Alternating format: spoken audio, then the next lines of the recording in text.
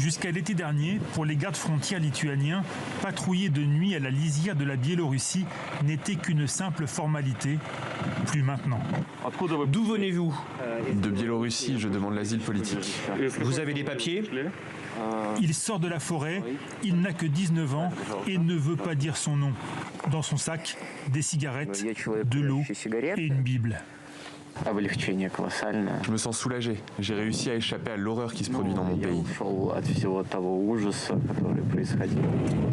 Une voiture l'a déposé à quelques kilomètres de l'autre côté, puis il a fallu éviter les patrouilles biélorusses et se battre avec un genou défaillant.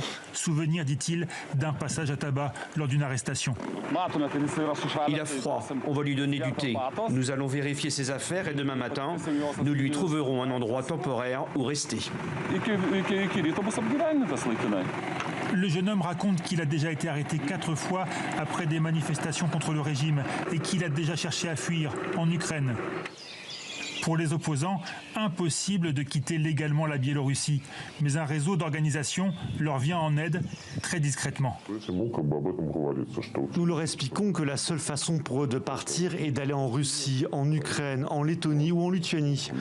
Ils doivent comprendre que c'est risqué et qu'ils doivent être responsables de leurs actes. S'ils décident de franchir la frontière, nous les aiderons.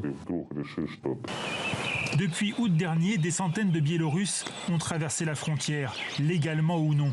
La Lituanie leur a accordé des visas de 6 mois pour leur permettre de régulariser leur statut. German Zneskov est l'un d'eux. Poursuivi à Minsk pour avoir manifesté, lui et sa famille ont obtenu l'asile politique en 3 mois. Je tiens à dire que nous vivons maintenant dans un pays libre.